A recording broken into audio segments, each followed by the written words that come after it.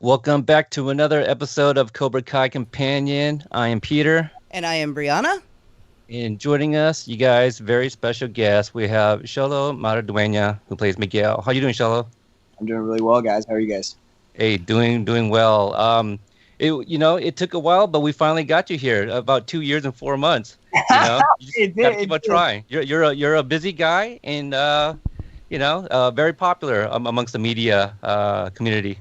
Yes, I mean, especially recently, it's been very difficult, being that with the move to Netflix, everything has been kind of very kept under wraps, especially in anticipation for season 3. So I'm glad that we got to come here and do this today.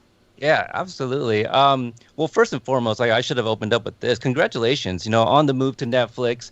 What has it been like? I can only imagine it's got to be overwhelming moving from YouTube Premium to Netflix and being available worldwide. Mm-hmm. Yeah, I mean, it is overwhelming, but in a good way. I think it really is. We couldn't have asked for more in terms of a move so large. Like I really can't think of another platform right now that we would be, more wanting to be on. So in that regard, it is super exciting. Everyone is really, really excited and happy that we're doing this move. But with that also comes a lot of walking on eggshells in terms of even just interviews like this where we're getting briefed 3-4 times a week, hey, by the way, this is another thing that you can't say, this, you know what I'm saying? So with the now more global kind of reach that Netflix does have, we're in, I don't even know how many countries, more countries than not, with that becomes a little bit more pressure in terms of making sure you're saying the right things, not even just about Cobra Kai, but everything, politically, everything in between. So just it's fun. I really wouldn't trade it in for anything else. So everyone's just trying to enjoy it at this point. Well, we'll do our best to avoid, particular touchy subjects we just know don't get into at all. We will try to avoid anything that may potentially be spoilers for season 3. Of course. If But we go honestly, too far, just smack us and we'll of stop. course, honestly, all those questions, I have 40 different ways to answer, what's going to happen to Miguel in season 3. So I know, obviously, those questions are it's like the Jon Snow moment, you know what I'm saying? Those questions will come up, but so I wouldn't worry too much about it. But there's someone behind me right here with a briefcase ready to explode if I say anything. Oh, got well, you.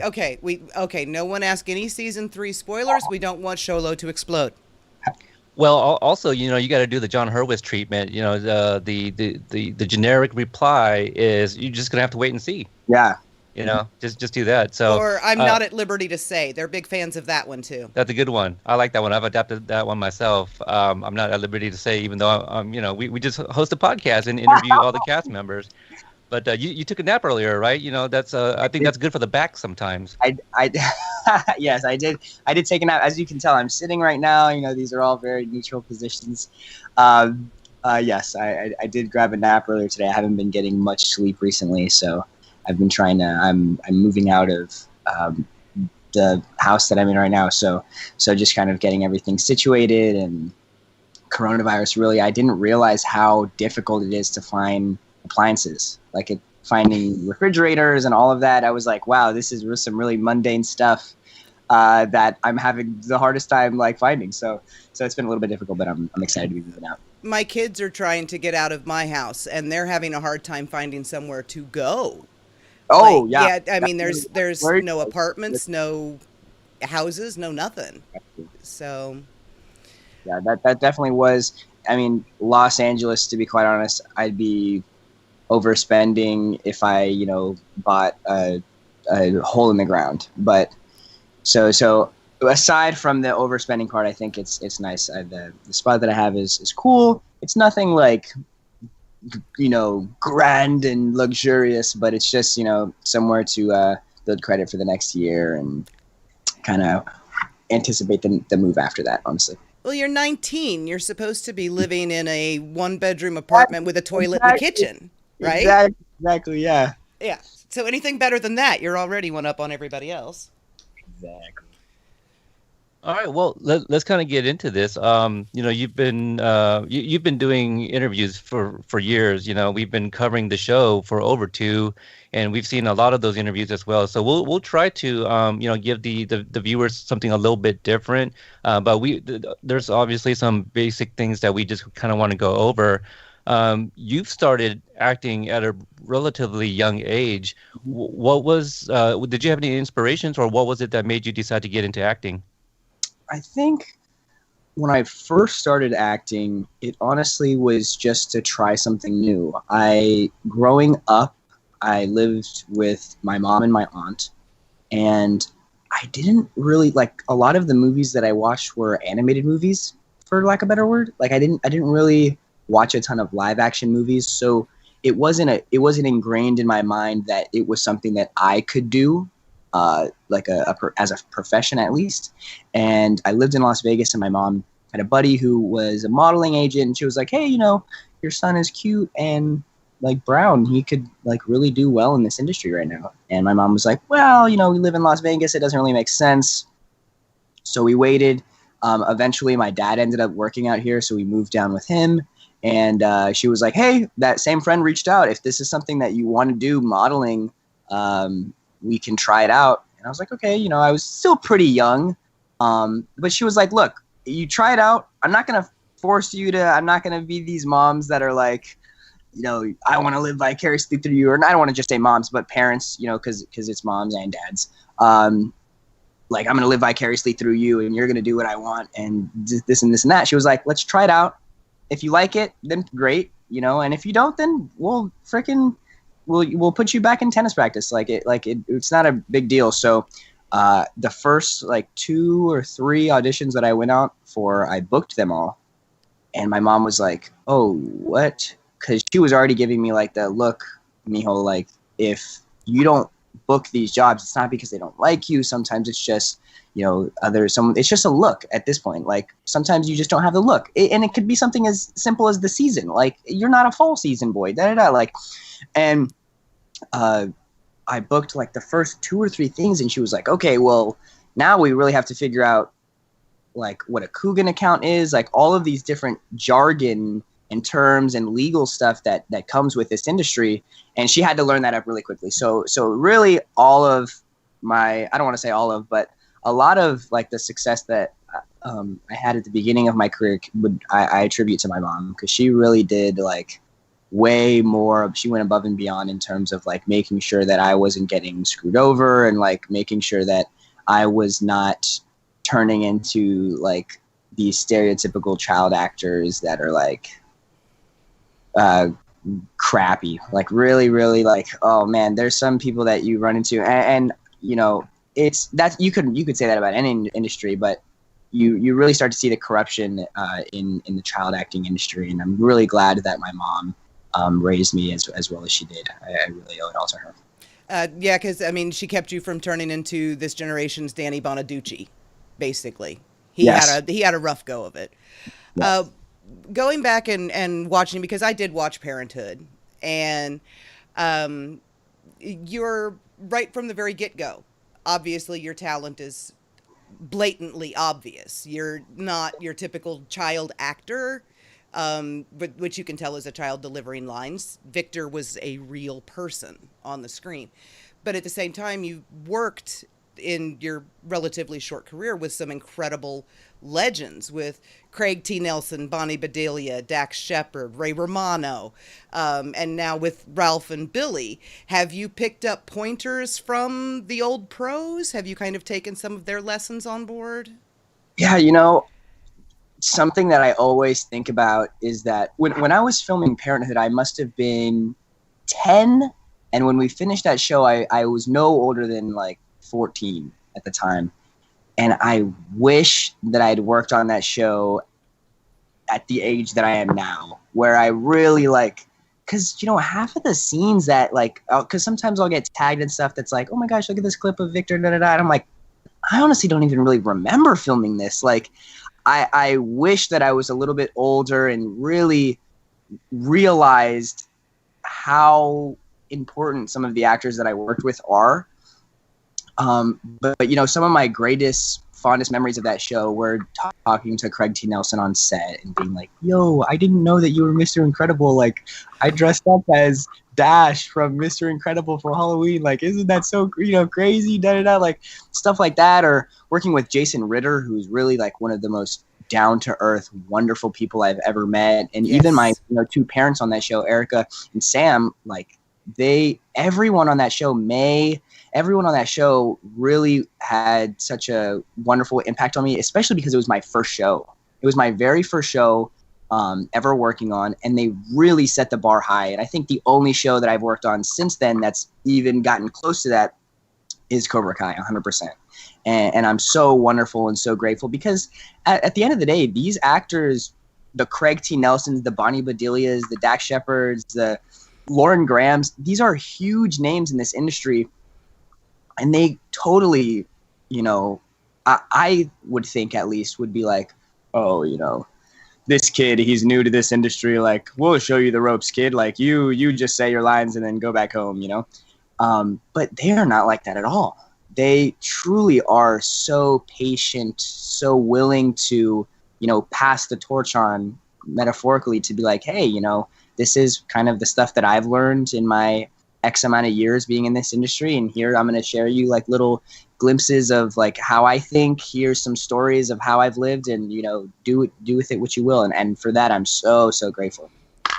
That's amazing. You know, on the note of the Parenthood, your performance on there earned you an Imagine Award nomination at the AMA Awards. What did that mean to you? Honestly, it was very, I guess those years were, I don't want to say surprising, but it's a little interesting when someone gives you recognition for something that maybe at the time you didn't do it with the intention of like, oh, this scene right here is going to be my Oscar scene or da-da-da, you know, for lack of a better word. But it's obvious. I'm very grateful for it. And I'm excited, you know, not only for those awards, because honestly, those awards are very niche. Like those, like the categories that I was, you know, in contention for were like pretty specific, like, you know, best child actor in a drama on NBC. You know what I'm saying? Mm-hmm. And I think I'm really excited about Cobra Kai and this move, because I think that means that people like Billy, people who really deliver these like really outstanding performances in shows can kind of be taken a little bit more seriously. Not to say that we weren't taken seriously before, but being on a platform this big really gives the opportunity for a lot more people to be like, oh my God, this guy that I hated in the 80s because I thought he was so mean to my childhood hero is actually so good. Like, what the heck? Like, so I'm really excited about that portion. You know, we have so many talented actors and on our show that really deserve to have that recognition. And I think it's only in time that, and, you know, through future, obviously, immediately this next season coming up, and hopefully, you know, for seasons to come up. Yeah, Billy got snubbed. Yeah, he wasn't the only one. I mean, you were up for Teen Choice Award in 2018. And I know we voted our butts off for you, but I also know that there was no promotion of that fact coming from up above. So now that you're in this position where you've got Netflix and you've seen their award, I guess, mechanism that they have in place, are you looking forward to award season for season 3? I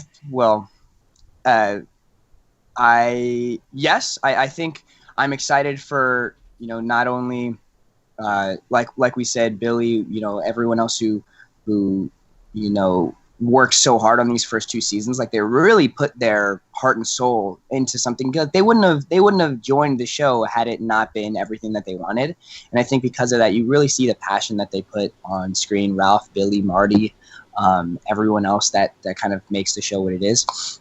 For myself personally, honestly, I'm just kind of like here enjoying it all. I'm not I'm not in it for the Emmys or the Oscars and all of this. I'm just in it to make a great show and, kind of carry on this legacy, so to speak. But if with that comes, a nomination here and there for a Kids' Choice Awards or this or that, then that's exciting as well.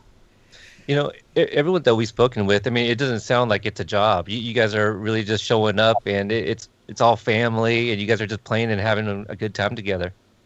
Yeah, it really is. I can't speak more highly for every single one of the people on set, and that's not even just the actors. Like our team, everyone behind the camera is so wonderful to work with.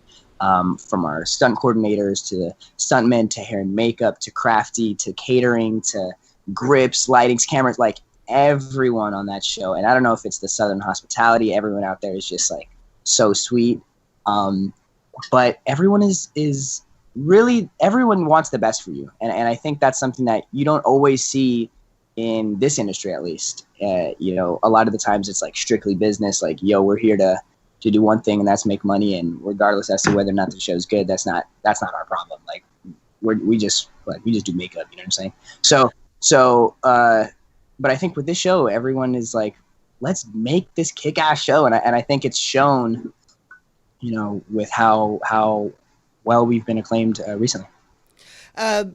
I do have to say I've noticed that your name is on the tip of a lot of people's tongues. Watch this kid. He's going places. This kid's going to be somebody.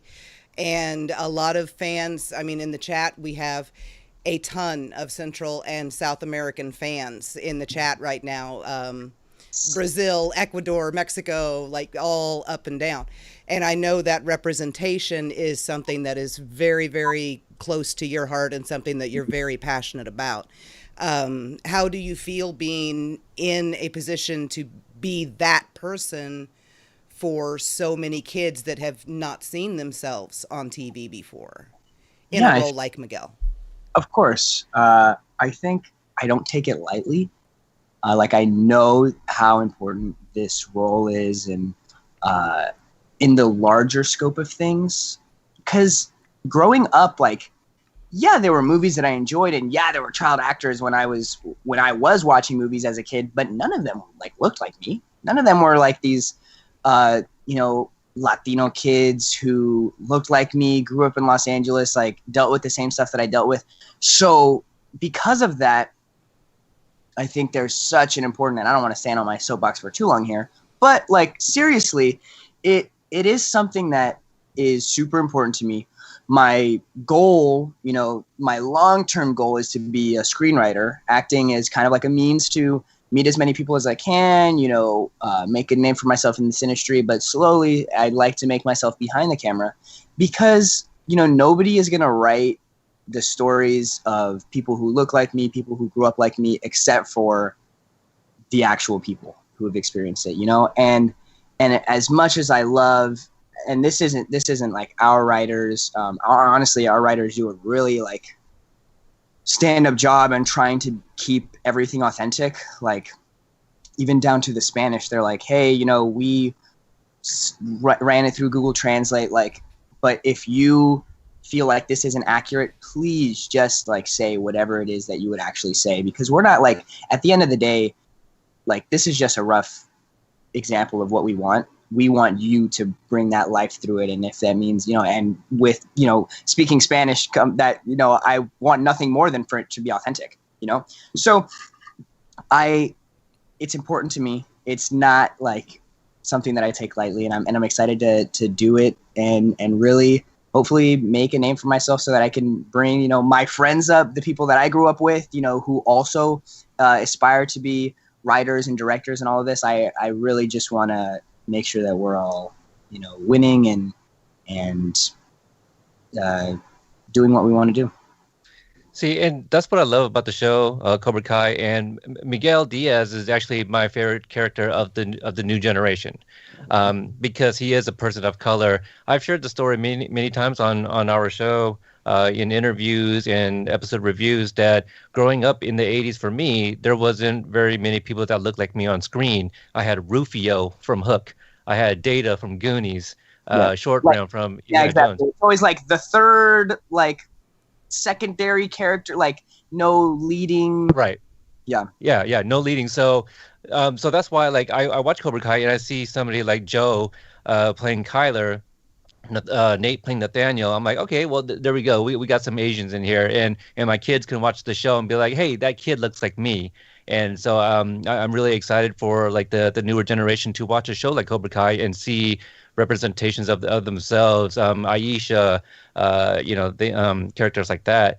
But oh gosh, I lost my train of thought trying to get into And that. the LGBTQ too. Moon Yes, being bisexual Piper. has reached out to so many people. It's Absolutely. pretty amazing. It really is. And so to kind of go back to what you want to do in the long run, I understand that you like the psychological thrillers. Yeah. Well, what are some of your favorites? Favorite psychological thrillers? I really like the two off the bat that come to my head. I think if I thought about it for a really, really long time, I'd be think of more. But I really like Shutter Island. I like Zodiac.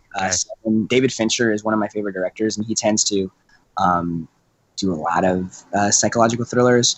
I like American Psycho, which is I'd consider it maybe not a psychological thriller, but definitely a thriller. Those are the ones off the bat. I really like, and I honestly don't know if I would consider this a thriller, but Usual Suspects is like one of my favorite movies of all time. I had watched it with my dad like years ago, and I really was just kind of watching it to be like, hey, look, we're doing this together, Dad. Like, and I didn't really understand it, and I rewatched it recently, and I was like, oh my God. Like at the ending, oh my God. I know I'm sure everyone feels like that, but I really, really loved it. Well, I mean, Tanner's character of Robbie pulls a Kaiser Soze, in episode, what was it, 109? 109. Yeah, 109. Mm-hmm. Yeah. It's funny that you say that because I remember we were like going over our like we must have been over at Mary's apartment or something like that, and they're like, "Who is Kaiser Soze? Like, who's that guy? I don't get the joke. Why is he limping? Like, da da da." And I was like, "No, so Kevin Spacey in that movie, like, he does this whole thing, this whole plot, da da da." And they're like, "Okay, sure, I guess, but I'm sure they've all seen the movie now, that's a really good one." I have a suggestion for you. I know that you have probably a long list of movies to watch, but if you like that genre, which it sounds like you do, Primal Fear, it's Edward Norton's, like one of his very first movies with Richard Gere. It's a crime drama, courtroom drama, and it's got some twists and reveals. I think it'd be right up your alley. Okay. Perfect. This seems like, Jacob loves Edward Norton, so I'm sure he's seen this movie. I'll have to be like, "Hey, you ever seen this movie?" I'll be like, "Yeah, of course I've seen it." Yeah. That is definitely something that I've been slacking on. Like, I remember for the longest time, and even today, like the people in this industry that I'm close to, like especially Jacob, people that I've known for a while, have been like, "Dude, how come whenever I bring up any movie, you haven't seen it? Like, what? These big movies too, like Godfather, Training Day, like a lot of these big movies that are kind of like Pulp Fiction that are like, oh, I can quote this movie. I can watch it once and be able to quote it. I'm like, yeah, I don't know, like the orange, what he has an orange, so I definitely have been slacking, but quarantine has definitely helped with it. I've watched way, way more movies just within quarantine than I'd say the past like 3 years before quarantine. It's all research, right? You can write it off as job-related research. Exactly. I'm like, Mom, I can't clean my room now. I'm doing research. Like, please, I'm a thespian. I must perfect my craft. She's like, you're watching Bug's Life. I don't know how much craft you can be perfecting, but I relate to your mom in this situation. So I don't know how much you can talk about other roles, and I don't know if this one ever actually became a real role. But I do know that the Tumblr fan community was very, very excited when you were cast in the table read for Aristotle and Dante. Yeah. Is that movie ever going to happen? Can you say? Do you know? Yeah. So, with all transparency, like that movie is going to happen. I don't know if it'll be with me, but I can say that like it's definitely still in conversation. I don't know how much I can say about it, but it's basically just like everyone is trying to be available at the same time. That's kind of like the biggest thing, and especially with quarantine now, like it's hard for everyone to be available at the same time because like we have Cobra Kai, other people have different projects, directors are busy as well, especially as like I know we have a couple of directors that they want, and at the time they were like, yeah, let's do this, and now a couple of them have like blown up and like they're like, oh, actually that I'm working on this thing, so really it's just making sure that all of the stars align and that we will all be able to do this. Obviously there is a universe where I age out. We did the table read for that, I want to say right after Cobra Kai season 1, because I remember Mary came to the table read. I think it was right after you got your braces off. Maybe, yeah. Maybe in that case, around then. In that case, if I had my braces off, then it was before season 2 because I got my braces off like right before season 2, and then I lost my retainer, and now my bottom teeth look like sharks again. But it's something that I'm still super interested in. It's like some of the most fun that I've ever had doing a table read, and I'd never done a table read like in front of a crowd before. Super fun. I know that also that fan base like is so culty. I hadn't heard of the book before, and I read the book, and like like you see on Tumblr, on Twitter, like, oh my gosh, people are flocking in droves, like love that book, and I am so excited to even if it's just the table read, I'm so excited. I'm here for it. So we've talked to a lot of the your fellow colleagues. I think it was colleague. It's strictly. I think it was Gianni that told us that you guys have some pretty heated Monopoly games. Yes, Gianni has come over. Jacob and I lived together last season, and Gianni did come over a lot, and we did have like Nerf gun wars. Like I think just recently, because like it's around this time that we'd be filming the new season, if we had a new season.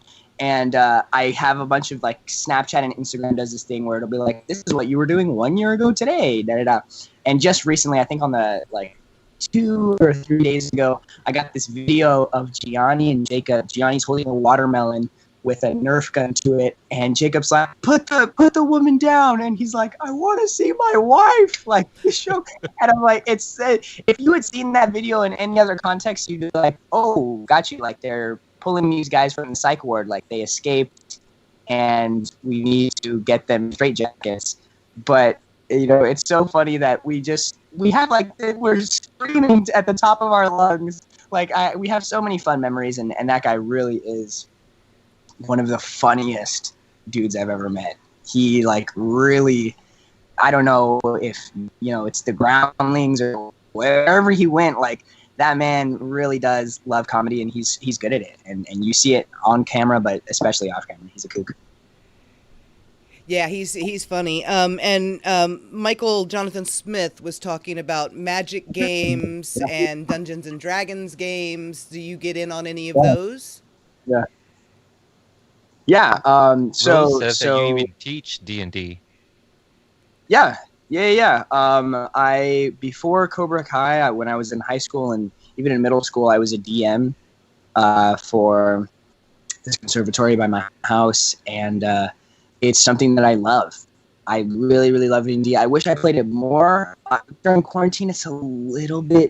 It's way harder to get together a group of like 6 or 7 people all in the same room. Like I know there's online stuff, but that is not the same as being there with your boys and being like waiting for that roll that D20 to be like, oh my god, you did it.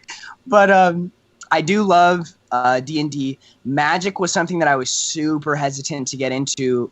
The second I met Jacob on season 1, he was like, Jacob, who has the most stereotypical surfer boy accent, was like, dude, you got to try this Magic the Gathering game. Like, Really so fun. Like, dude, there's so many colors. Like, there's gruel, all these like jargon terms, and I'm like, no, I can't. I already play video games. I cannot. Magic, if you guys don't know, is like a pretty expensive game. Like, it's not a cheap game to get into. It's not like D&D where I can like print out all my own stuff and like do that. I guess you could. You can do that, but it's like way more intensive.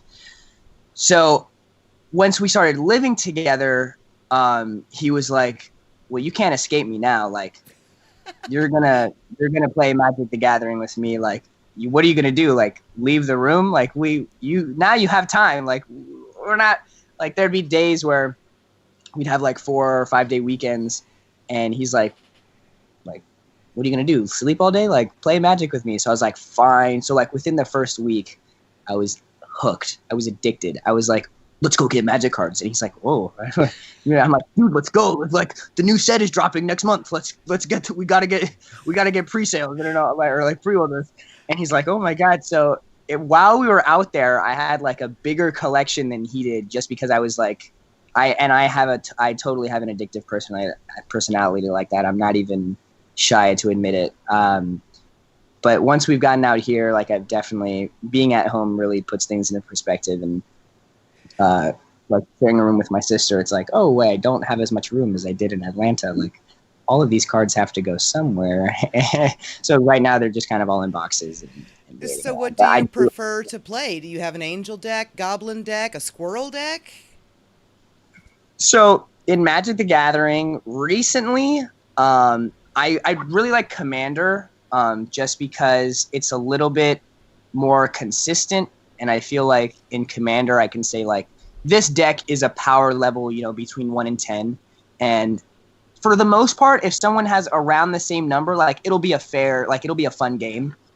Whereas in Standard, it feels like, oh my God, every deck is a 10. And I'm like, you have to spend so much money to even be in contention for a lot of these Standard decks. But I really like Draft. When I moved back out here to Los Angeles, there's a bunch of like card shops by my house, and they do like Magic Friday or Magic Monday, and they have these draft tournaments, and those are so fun. Like, opening packs and creating a deck with what you've got is like some of my favorite stuff. That really does take the most skill, in my opinion. Now, I think we can pivot over to Cobra Kai. Now, during this time, during the quarantine, obviously everyone's still kind of stuck at their own respective homes. In the show, since you do karate, are you supposed to be doing anything in the meantime, like stretching and working on things to kind of stay limber? Yeah, I think in terms of that, there's no like set, hey, this is what we're doing to keep you in shape. But I think after I got back from season 3, I really realized, like, oh man, like, Jacob and Tanner and Mary, like, they are all much more fit than I am. You know what I'm saying? Like, I know Mary tries to play the like, oh, I'm so new at this. Like, oh, I didn't even know how to walk yesterday. Like, sounds just like her. But she kills it. So I think after I got back from season 3, I was like, all right, like, I can't be the worst at everything. Like, I can't like be always getting choked out in jiu-jitsu, and also like I can't kick the highest and this. So I was like, I got back. I was like, I signed up for the gym. I was like, I'm gonna do this. I'm gonna pump some iron. I'm gonna get ripped. Da da da. And then quarantine happened, and they were like, nope, you're not going to the gym. You can't do all of this. And I was like, the first like 2 months of quarantine, I really just lost all motivation that I had to do it, because I'm just like. What ended up happening is I was like, okay, I'm going to do my workout now. And I'd get like halfway through and I'd be like, well, I'm going to do the second half of my workout at the end of the day. And the end of the day would come and I'd be like, well, now I'm going to do it in the morning. And then the morning would come and I'd be like, well, now it's a new day. So I have to do my today's workout. And that would happen like consistently. And it's really just like my mental fortitude isn't strong enough where I like needed that trainer or a buddy to be like, let's do this last set. Like, let's push you. Let's do this. Da, da, da. And I think with time, I realized like, okay, this quarantine stuff isn't ending anytime soon. Like, if I am serious about wanting to work out, like, I have to do it. So So luckily, like now with the social distancing, I'm able to meet with a trainer and this. And now that I'm moving out, like I will have more time. I won't have to be sharing a room. Always, exactly. I won't have to always be picking up my clothes off the floor. So I will have hopefully more time to work out and all of that. But the pull-up bar is like one of the coolest things ever. I didn't have a pull-up bar until quarantine started, and it's been like, walk under, go to the bathroom, do a couple, come back, do a couple, and it's like it's really, really good. Well, you're still going to have to pick your clothes up at some point. They don't pick themselves up. At some point they will. Yeah, exactly. Just no one will be allowed in my room, and then I will be able to regulate how much, the clothes gets picked up. So when you got cast originally as Miguel, I know Tanner and Mary have both told stories about how much they knew about the Karate Kid, that Mary had never seen it, but her boyfriend had. How much did you know going in that this is what you were auditioning for and you were going to be, up for this role in such an iconic franchise? Yeah, so I think when I first got the audition, I was very aloof as to what the project was for. I got the audition, it said Cobra Kai. I hadn't seen the Karate Kid, the original Karate Kid, in, like, I had glimpses of memories of like the crane kick, but that really was it. And so I was like, okay, I'm going to another audition. This was around the time like I was a junior in high school, so I like just was barely not old enough to drive, so I would take the bus to all of my auditions, or like the train, or what, like depending on where it was. And I remember I was on the way to one of my auditions, and my mom was like, hey, just want to make sure you're getting there safe. Like, what is your audition for today? And I was like, Cobra Kai. And she's like, oh, wow, that's like really cool. You have this. That's so awesome. And I was like, what? Like, this is a new show. How do you know? Like, what is it? How do you know that it's a show already? And she was like, oh, like this. I'm making her sound way more passive than she was at the time, because at the time she was like, I am so disappointed. I am so ashamed that you do not know. What? A failure as a parent because you didn't know the movie.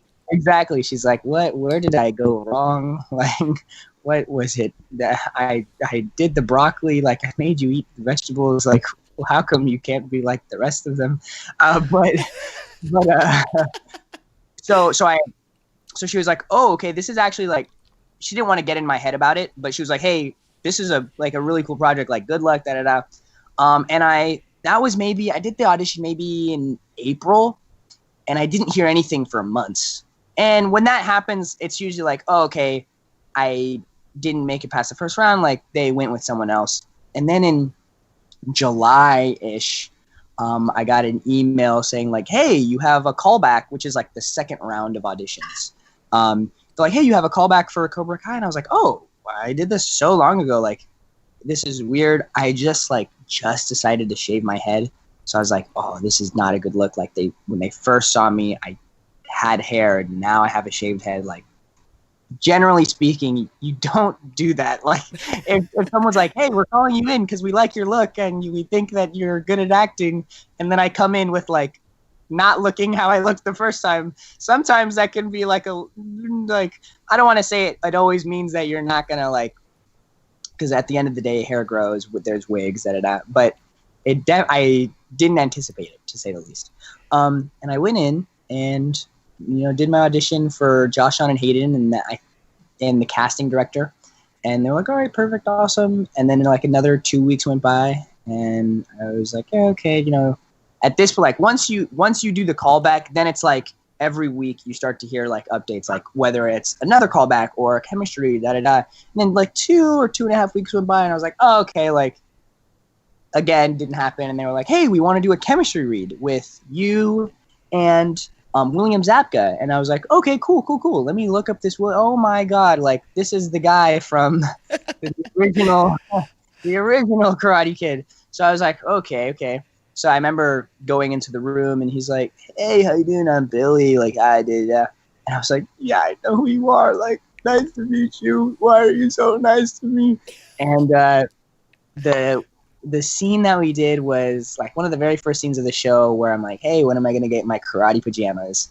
And he's like, quiet, you can't be a pussy. You don't want to be a pussy. All this. And we did that scene, and I remember then at that point, like the producers were in the room, and like more people were in the room, kind of keeping an eye out on what the audition was like. And they were busting up the whole time. Like I was in the corner of the room, like trying to do push-ups. Mind you, at this point, I probably couldn't do more than like 5 push-ups. So I really was struggling like to do these push-ups. They were like, oh man, this is really, really good. So they sent me out of the room, and then they brought me back in, and we did another scene. I don't remember what the scene was, but they called me out, and they were like, hey, I got a call from my agent, and she was like, hey, they really liked your stuff, and they want to bring you in again for a second chemistry read, this time with the girl who, like, you're, for lack of a better word, like your love interest for the show. And I was like, oh, okay, that could be fun, da-da-da. And I remember getting in the room, and I don't know, I don't think I've told this story a ton of times, but Mary was at that point, they had already casted Mary. Like, she was already, they knew that she was going to be Samantha LaRusso, and what they were doing was testing her out with different Miguels to see what their chemistry was like. And I remember so vividly that she told this story where she's like, yeah, if I have an audition where I have to kiss someone in the audition room, I like to sit with them out in the waiting room and be like, hey, I really don't want our first kiss to be on camera in that audition room. Do you mind if we like rehearsed a scene before and kissed in the waiting room? And I remember hearing that story, and I didn't really think anything of it. I was like, okay, that's like a weird thing to bring up in an audition with like a bunch of guys that you might have to potentially kiss in like a few minutes, but whatever. Like, yeah. It's quirky. And so we do the chemistry read, and it goes really, really well. Like, we are like not even talking about like the scenes, like we're just kind of in the room, like shooting the shit, just like being like, hey, this is like really, really, it's going well. And then fast forward, like I end up booking the project, fast forward to the day that we're filming the golf and stuff montage. And, I got the scripts like maybe 3 weeks ago. I know that this day we're going to have a kissing scene. Mm-hmm. And I know that Mary doesn't like the first kiss to be on camera. So that whole day, mind you, I'm like 4 years younger than she is. I'm like 16, maybe 17. And she's like older than 21. She's like a woman, And I'm like, oh, I don't know what to do. Oh, no. I'm like, she says that she doesn't like to kiss on camera the first time. Like, I know inevitably there will be a moment before we film this scene where she's going to pull me aside and be like, hey, this is going to be romantic. We're going to do this, da-da-da. And we had a guest director on for that episode, Steve Pink. And I remember we had a bunch of stuff to do that day. We had so much stuff that didn't even make it in the show, like so many different montage points. And it was getting late, and Steve was like, we're going to cut these next 3 scenes. We're going straight to the kissing scene. And I was like, oh, no. I was like, I didn't have time to prepare for this. Like, I didn't even go to Crafty to get mint. Like, oh my God. I was like, there were so many censored bleeps in my head. And I was like, oh my gosh. So we're rehearsing the scene, and we don't do the kiss in the rehearsal. And we're like walking around, and I'm like, this is so weird. Like, oh my God, this is gonna be so weird. Like, oh my God. And she's like, hey, Xolo, I know this is kind of a weird thing to ask, but I don't like to kiss. And I was like, oh, okay, she's saying it. She's like, I don't like to kiss people on camera for the first time. Do you mind if we just like go behind one of the trailers and like rehearse the scene? And I was like, okay, yeah. I was like, oh, that's not weird at all. Like, yeah, sure. I feel the exact same way. Like, oh my gosh, that is so funny. Like, I didn't even know that about you. Like, that's so weird. Oh my God. So we're rehearsing this scene. And at this point, like, this is episode, I don't know what episode it is, but it was at the point where, like, we had already hung out, like, a bunch off camera. Like, we went to Rocky Horror Picture Show. Like, we went to go see movies. They just, like, we were good friends at this point. Because Jacob would get flown out from Los Angeles, where Mary and I lived in Atlanta while we were filming. So I ended up hanging out with her way more than Jacob at the time. And we're like going through the scene, and we're about to be at the part where we have to kiss, and I'm like, I lean in for this kiss, and she says, Xolo, you're like a brother to me. And I was like, I was like, that is quite possibly the worst thing you could have said. Like, when I was like, why would you even say that? Like, what? And she's like, I'm sorry, I just didn't want to make it weird. I was like, that definitely made it way more weird than it was 5 minutes ago. Like, I was, and then she was like, okay, it's fine. So, we give a little peck or whatever. And that story is just like so hilarious to me because it's like, she had like the right intention. Like, she didn't want to make it weird, but I was like, really, you could have said, I hate you. And I would have felt more comfortable than I did if she said, you're like a brother to me. Oh, yeah. I'm about to kiss you. Like, I was like, oh my God. But nonetheless, like, we made it happen, and people love them. Like, that whole day, the golf and stuff day, like, that was a really fun day to film. So, but that was a really funny moment. And the result was one of the sweetest on-screen first kisses I have ever seen. So you both did a fantastic job. It was fun. Well, at that point, it was like we had damn near like 70 people on set being like, let's do this for the 7th time. Like, all right, that was a little too much lip smacking. Like, let's do it again. The mic got caught. We have to do it again. At that point, we were just like, okay, like let's That story, yeah, I'm a big Titanic fan, and that story kind of reminds me of, obviously Kate Winslet's character Rose has a nude scene where Jack has to draw her, and the story is that she went up to Leo and was just like, hey, I guess we got the scene, so I might as well just flash the goods now, and boom, so it's kind of like that. Yeah, exactly. Just get it out of the way, Yeah, exactly. Just rip the Band-Aid off quickly. That's it.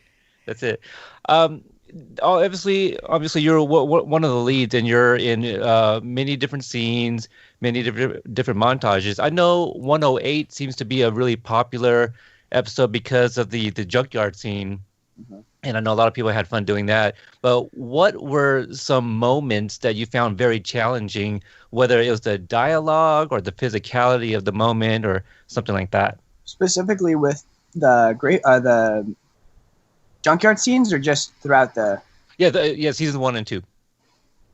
So I'd say physically the hardest scenes that I've ever filmed were in Coyote Creek. Mm-hmm. Stone Mountain. Stone Mountain out in Atlanta. Like, those were some of the hardest like fight scenes that I think all of us had done. Like, we rehearsed the hell out of that fight, Jacob and I, because we were like, this is the moment that we've been wanting for so long. Like, top 2 boys at Cobra Kai, like, how awesome would it be if we got to fight, like, not even seriously fight, but just like to show off, and we got the moment. So we were like, this has to be the best fight of the show. We want people to watch this and be like, oh my God, the school fight, like, I don't even remember that fight. It was the Hawk fight. But what we didn't realize was that filming in, October, November in Atlanta at like 4 or 5 in the morning, like, there's a lot of moisture on the ground. And with all of the leaves on the ground comes a lot of mud and a lot of slipping. And I remember, like, there's this part where I do like a front kick, a roundhouse kick, a back kick into a slide. And when we were rehearsing it in the studio, I was like, just give me something harder, Hito. Like, this is easy. This is light work. Come on, give me the backflips. Like, and he was like, okay, dude, like, you worry about that. Like, we'll have and that day I could not do like the last kick, the slide. I was freaking sliding everywhere. Like, I could slide and then I'd get up and fall, or like, it was so hard. And I remember, like, we maybe did 7 or 8 takes. Mind you, like, each take that you miss is like, for like, money lost, because they're like, we have so much to do today. We're only here for 2 days, I think, max. We might have only been there for 1 day, but and I was like, I felt so bad because I was like, I know I can do this, but I don't know what's happening right now. And I remember I threw it and I fell and I hit the ground so hard, and I never get angry. I really, really pride myself on being someone who, like, never gets frustrated, angry, like, always is really calm. And I got so angry that I just like my eyes started to water up and I like started to cry a little bit. And Hito came up to me and he was like, yo, like, I know that this is difficult and I know that it's like a mixture of embarrassment and like feeling not good enough to do this stuff. But he's like, we're not fucking, sorry. He's like, okay. You're fine. He's like, we're not leaving here until you do it. So you better figure out whatever it is in your head that's like blocking you from doing this thing and get it out. Because as much as you feel angry right now, like, hell, we're not leaving until you do it. So you might as well like quit whining about it and do it. And I was like, okay. I was like, I'll do it. And the next take, like, I ended up doing it. They didn't use it. Like, obviously Dante, who was my stunt double for that day, killed it. He was like so good that day. So they went with him for that slide. I remember like I was like watching. I was like, did they? No. But physically, that was the hardest day that I had. Emotionally, I think some of the hardest scenes that I have are with Billy, like the heart-to-heart moments that I have with Billy. Just because he really does, like, it never feels rehearsed working with Billy. Like, I could look at the script once and do a scene with Billy, and I feel like it would be still better than like half of my scenes with other people, because he really does make it like a conversation. And I don't have to think about what I'm going to say next, or like if I have a monologue, I don't have to be like, like it doesn't feel rehearsed with him at all. And because of that, like it is challenging because he's so talented and being like, I don't want to mess it up for you. Cause you're really putting your heart and line, you know, on the page, being like, hey, I have this son and I really wasn't, I forget what he says, something like I messed up on the first day and I've been messing up ever since, or something like that in the burger shop. And I just remember that day was so fun because I was like, I really was crying because of what this man was saying. I was like, holy crap, like you really are saying something that is sad. Like I'm not even fake crying. Like this is actually, God damn, you're a good actor. You know? Oh, wow. So those are some of the hardest days, just because it's like, especially just how emotionally draining it can be sometimes, and just be like sad and sad and sad and sad and sad and sad, and then have to go home and being like, all right, we're going to do this again tomorrow. Like you really do have to brush it off. And that's something that thankfully, like I've been able to practice more and more, but there's sometimes where it's just like, oh, like how sad do I have to get today? Like I already fell off a balcony, like, and I have to do this voicemail. That's like so sad. Like, yeah. Damn, like, there are days like that, but it's so fun. Sitting on the other side of it was no picnic either. Watching you fall and then listening to the voicemail. But by the time you got to episode 110, had you watched the original movie, did you realize exactly what was happening when Ralph pulled you aside to show you how to do the crane kick the right way? Yeah, yeah. You're the only person he's ever taught that to. So let me add a little context to both of those. So Mary, Tanner, there might have, I know definitely Mary and Tanner were there. I don't know aside from that. We went over to Mary's apartment and we watched The Karate Kid. And we were all like, oh my God, they're reacting to it, whatever. We watched that. And then in terms of, so yes, I did watch at the very least the original Karate Kid while filming Cobra Kai. It, with all transparency, it wasn't until later, after we finished Cobra Kai season 1, that I had watched 2, 3, the next Karate Kid, and I'd already seen the Jaden Smith one, so I didn't have to worry about that. And I didn't even know there was a cartoon until recently. So that's okay. It's crap. Oh, there you go. And I wouldn't say, you know, Ralph pulled me aside and, you know, taught me how to do the crane kick. It definitely was like pulling teeth, trying to get him to do that, because I was like, I was sitting there like about to shoot that scene, and I was like, Ralph was drinking coffee or something like that, just like relaxing, and I was like, Ralph, like, you know, I'm about to do the crane kick. Like, how cool would it be if you showed me like how you did it? And he was like, he looked at me with like the really like, like, you don't know how many times I've been asked this question, bro. Like, come on, like you're really testing my patience, but I love you, kid. Like, let's do this. So he like put down his drink, or he might have not even put down his drink. He was like, okay, let's do it. And he was such a champ about it. Like, I know that is one of that, and wax on, wax off probably gets, said to him more than anything else. So it was so cool that he was, and I have a video of it too, so that it's like canon. He can't go back and say like, oh, I didn't do that. That'd be so embarrassing. My whole career I've been saying, no, I'm not going to do that, but it was so fun. He was such a champ about it. And it was a moment. Like, it was so cool to be like, hey, this is like so iconic to a lot of people. And I get to share this moment with you, albeit the move was super disrespectful and like such a throwaway move, but so awesome. It was a total bitch move, but it was definitely worth it. It was awesome. How are we doing on time? Would you be able just to do a few more questions? Yeah, let's do it. Okay. Let's see here. So try to come from an unbiased standpoint here. I'm going to ask you a really tough question. Johnny all the way, man. Okay. All right. You answered it. Okay, but in all seriousness, after watching The Karate Kid, I think I would have been Team Daniel. I think they're like, they really, that's the way it was intended. Yeah, exactly. Like they don't do the character of Johnny justice in that movie, at least in terms of like really showing more than one side of him. I know when Billy like talks about it, he says that he really didn't think that he was a villain, and he did it all with like a good heart intention. But even like just the sheer way that the movie was written and shot, like they really don't like give him a chance in that movie. But I think genuinely in Cobra Kai, like I am Team Johnny. As a watcher and as someone who enjoys the show, I'm like, I really do relate more with Johnny, at least. At the very least, I relate more with his character and resonate more with his character than I do the Daniel character.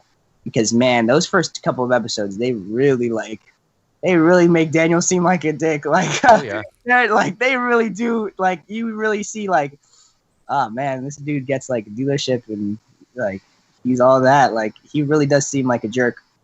And I think he paid for the Johnny's beer at the convenience store. Like that's one of the worst moments for right. Daniel for me. So it's, I think obviously throughout the season you start to see more like he becomes more relatable and more grounded and really more of a well-rounded character. And in season 2 that like it's only more of that. It's only harder to differentiate between the two sides. But I think even after all of that, I think Johnny's a stand-up guy, and I think as Miguel, obviously, I'd ride for him any day. But as a watcher, I think I'm still Team Johnny. Excuse me. Without getting into specifics at all, just generalities of filming, season 3 was your first season when you were outside the regulations of being a child actor. Did anything? Yeah. What changed? Did it get easier, harder? To keep up the schedule and move things along? Yeah, I mean, it was both easier and harder. I think moving out there, the thing I was the most afraid about was not waking up for my call times. Like, we have some pretty early call times, and I am historically not a morning person. So I was, like, so afraid that there was going to be a day, even if I didn't mean for it to happen, like, even if I did get enough sleep or went to bed early, that I would not wake up for my alarm. So I remember I brought this like big speaker and I put it in the corner of my room, and I would plug my phone into it every night, and it would blast in the morning.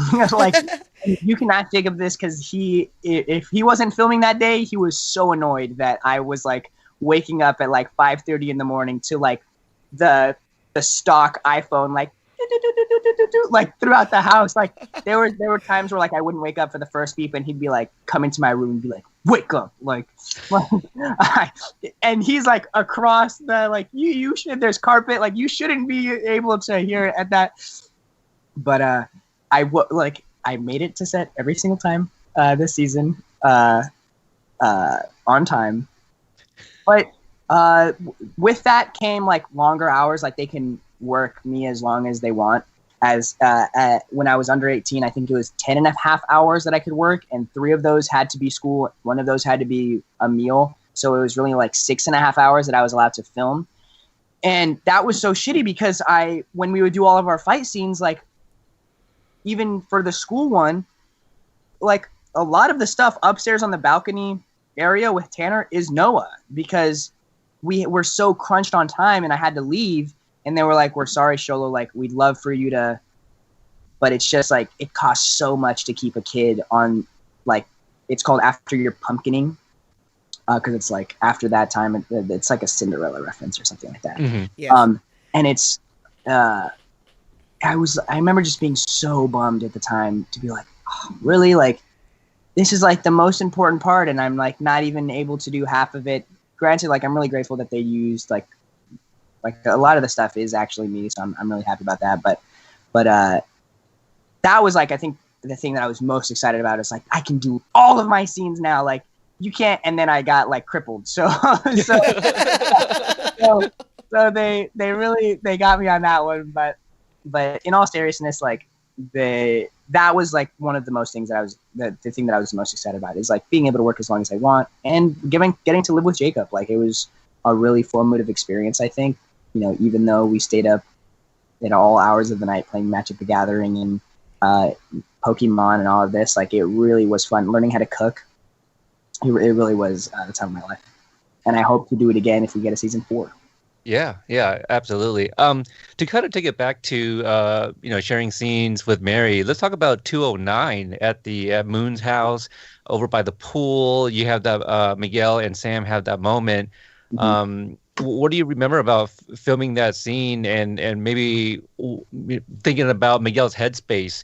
Because, you got Tori looking through the window, and obviously Sam is kind of the first girlfriend from the first season. Yeah, I mean, to be completely honest, at that point in filming the show, like, by sheer nature of how the scenes are filmed in Cobra Kai, like, I really was only hanging out with Jacob outside of filming. And I didn't really film with Mary all that much while filming. So because of that, like, it was a weird time where Mary was hanging out a lot with Tanner because they lived in the same facility and, like, they had all their scenes together. And, like, when we got to this scene, it was almost like hey, like, I know we're in this show together, but I really don't, like, see you all that often, like. And because I would Jacob lived like a block away from me. He was always like, we would always hang out, and like Tanner and Mary lived very close to each other. So they would always hang out. Like, it almost was like, hey, like, we're about to do this scene together. And like, really, I haven't talked to you a lot this season. So not in like a we had beef kind of way, but just kind of like, it was like a fresh start almost, like a, hey, we get to do this thing. And like, it wasn't like the first time where she was like, you're like a brother to me, but so I think with that, not to mention it was like the last scene that we were filming that day, and we were juggling going between the party scenes and filming the school fight stuff. Like, we had a lot more on our mind than just like getting those scenes down. But I think it ended up being well. I'm like, they do portray it in a way that definitely leans, like, even throughout the season, like, it does lean towards more one side. Like, you kind of are like, I really want to root for, I mean, I don't want to say anything, but like, you really want to root for one side, but you're like, another side like kind of messed up pretty badly, So I wish that it was a little bit more neutral in that aspect. Like, for lack of a better word, like, it's really hard to say that like Sam and Miguel didn't start all of it, and like even within that relationship, like we both messed up like in a lot of different. It's like, so in that regard, it's hard to be like, well, it wasn't their fault. Like, it was all of these other things that.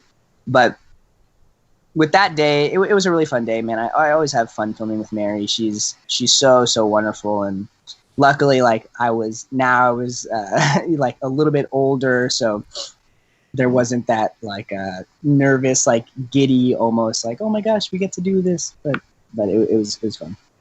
Well, we know you got to get going soon, so we'll get ready to wrap up. Brianna, I probably have like maybe one more question after this. I was just gonna say that I know at the end of season 1, and this is the only question that I really have left. At the end of season 1, when we get to the end of the tournament, we've kind of got Miguel gone dark side a little bit, to where, Johnny's got, are you okay? Yeah. You just keep talking. Don't die. I've done this on stream before too. It'll be okay. But where Johnny has accidentally transplanted the spirit of Kreese into Miguel without realizing it. So we've got Miguel gone a little bit dark side. And I know at the end of season 2, Tanner talked about getting the script and being so upset when he saw on the page what Robbie was doing to Miguel. And he was just like, it's an accident, right? I'm not going dark side, right? Did you guys talk about that? About the mirroring of the characters and their places at the ends? Or give him any advice on how to deal with that? So I honestly don't remember enough about filming to know if we had a moment exactly like that. But I know when we were filming the scene where I have Tanner on the ground and I'm flashing back to moments that I've had with Billy or Johnny. Mm-hmm. He's like, hey, if I'm ever hard on you, it's just because you have the potential to be greater, yada, yada, yada. I remember the reaction after that. It's like I'm breathing very hard. And we did 3 or 4 different variations of that scene. We did one that was where clearly I was angry and and then I let go and say, I'm sorry, but it's almost like a fake I'm sorry. I'm sorry that you even you clearly lost this fight and I'm sorry for you, right? Mm. We filmed a version somewhere in the middle, which is the one that they kind of went with, which is anger that turns into I really shouldn't be doing this. I am sorry. And then we did a third variation where it was way more emotional, tears running down my face, kind of like it was at Coyote Creek, so much anger that just turns into regret and I don't even know how to explain it, but I think we've all been there. Waterworks. And Yeah. I truly am so sorry. They didn't want to go with that one because then it would really make it seem like Robbie was on the wrong for that whole fight. Right. So they went with one that was a little bit more neutral, that you understand these dudes just duked it out for I don't know how long. They definitely were fighting off camera and we were fast forwarding through different points in the fight. These dudes were kicking each other's butts for close to probably an hour or something like that.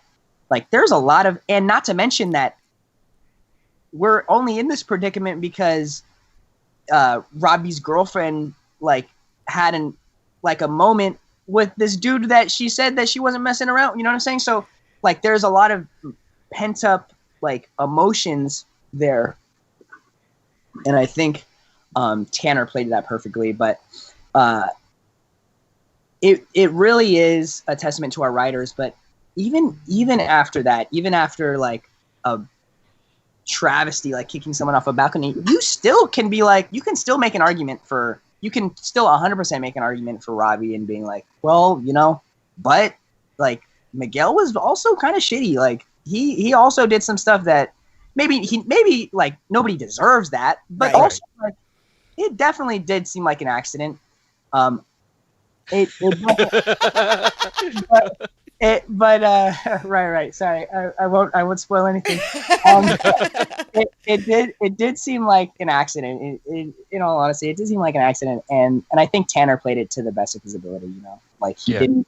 It did seem like he was I'm gonna purposely look away when I throw the kick so that I can't tell.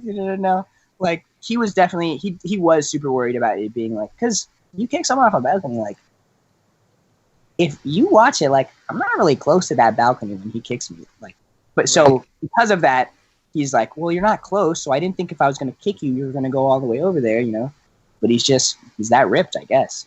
The look on Tanner's face it just sells it. I am almost as devastated for Robbie after that fight as I am for Miguel. Just the look on his face before he runs away. He just destroyed everyone's world and he knows it. I know we got a few more minutes. We'll try to wrap this up real quick here. First off, your impressions, everyone, spot on. I close my eyes. I'm envisioning them, right? So we need a TikTok of Xolo doing impersonations of everyone. I think we need that.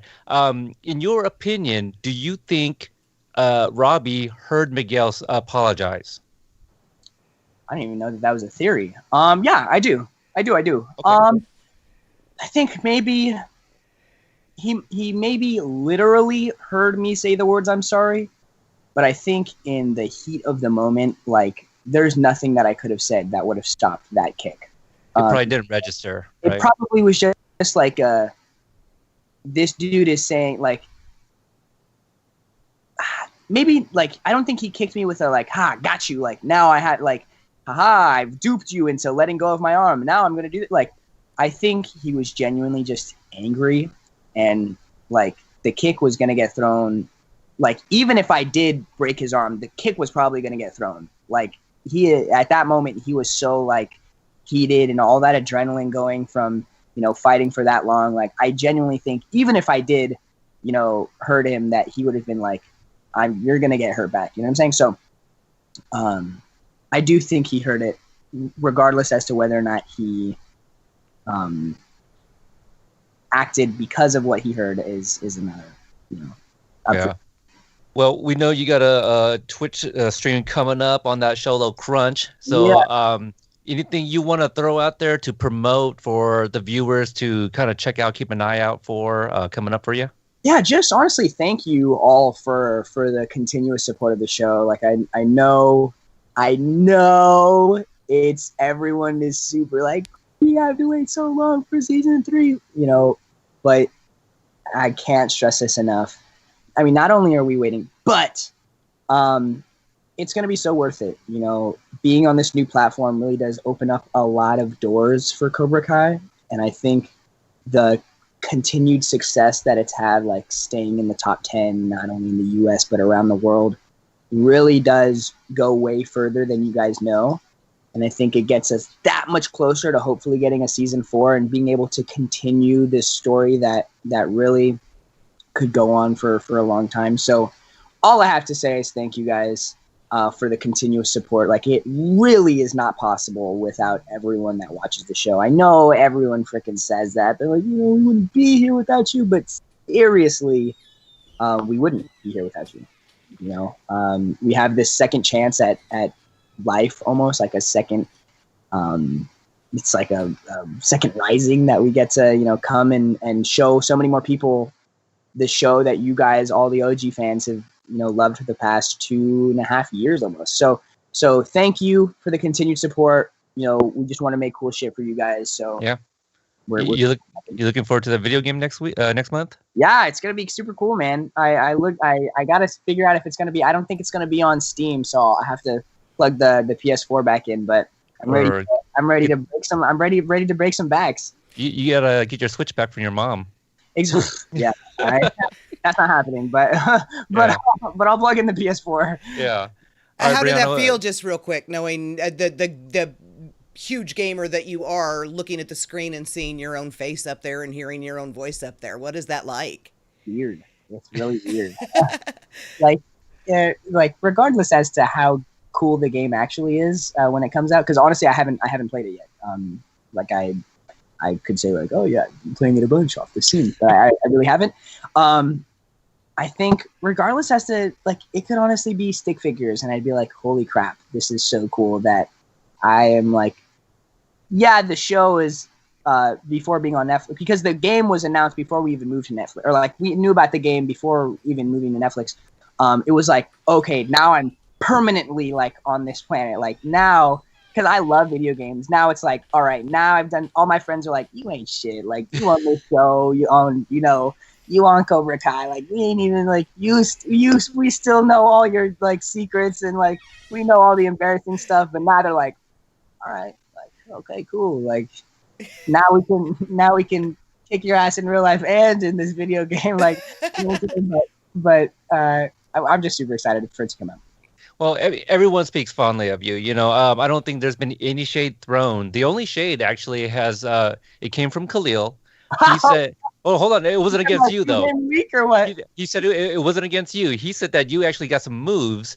He says he doesn't know what Jacob tries to do when it comes to dancing. So we were talking about dancing one day because you and Khalil used to go at it on Triller. Yeah. The Triller days. Yeah, he does. I mean, he definitely has me bested every time. But if you ever get him back on the show, just remind him who beats him every time in wrestling. In wrestling, Khalil, I will shoot him a text and ask him about that. We'll yeah, see. exactly. Brianna, you got anything to promote? No, actually, I don't, because I suck at it. Oh gosh, well, you got your amazing posters, and I'm sure you're working on a bunch of videos that will be coming out soon. For those that are tuning in, make sure you're subscribed, hit that subscription button, the bell, so that way you get the notification when we go live or when we upload videos. Brianna, you and I, we talked about this off mic before Xolo got on about revealing our next interview. I think I'm just gonna name drop it, because I know we were gonna announce it a different way. So this is kind of breaking news for us. It's breaking news for me. I've been practicing this line in my head for the last 2 hours. I'm sorry. It's just. If we're gonna do the line from the show, I want it to be the actual line. You know what I mean? Like I don't want to change it up. So coming on Thursday, Xolo, you've been talking about him. We got Jacob Bertrand coming on Thursday night. Nice. Yeah. Yep. So if you want to send us something to bring up during that interview, we'll definitely talk about it off mic here. So that's it. That's the big news that we wanted to reveal. Subscribe, check out our website, Cobra Kai Kompanion, for all 50 interviews. We got all the Diaz's now. We got the Miguel. We got Yaya. We got Carmen. We got them all. Khalil, Aiden Minks, Annalisa Cochran. Everybody is on our website. Go check it out for the interviews. So Xolo, thank you so much. Stand by, and we'll go ahead and end the stream. Thank you so much, Xolo. Bye, everybody.